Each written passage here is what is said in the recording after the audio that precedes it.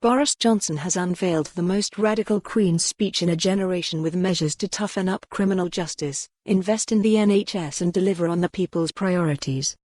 The Prime Minister's legislative programme includes bills which will ensure the most serious violent offenders, including terrorists, serve longer prison terms.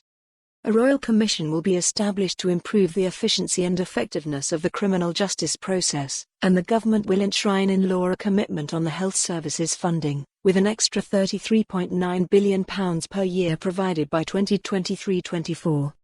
Of the 25 bills detailed in Mr. Johnson's second Queen's speech in less than 3 months, 7 are devoted to Britain's departure from the EU with legislation on trade, agriculture, fisheries, immigration, financial services and private international law.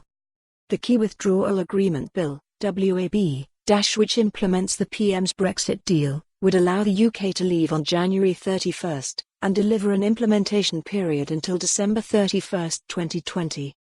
Addressing both Houses of Parliament, the Queen said her government's priority was to take the UK out of the EU on January 31, but that it would also embark on an ambitious programme of domestic reform that delivers on the people's priorities.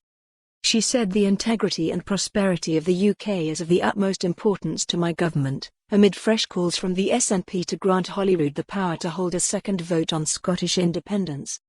The speech confirmed plans for the deepest review of Britain's security, defence, and foreign policy since the end of the Cold War. Led by the Prime Minister, it will cover the armed forces, the intelligence agencies and counter-terrorism as well as the future development of foreign policy.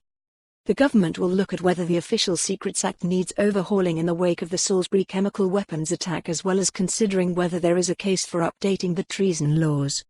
Other pledges include a plan to change business rates, with a retail discount upped from 1/3 to 50%, and measures will be developed to provide for minimum levels of service during transport strikes. Work will be taken forward to repeal the Fixed-Term Parliaments Act, a move which would enable the Prime Minister to call an election without the consent of Parliament.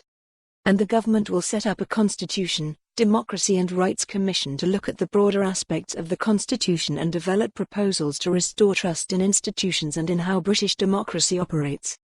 Many bills, including those on the environment, domestic abuse and Helen's Law which denies parole to murderers who withhold information about their victims, appeared in the last speech.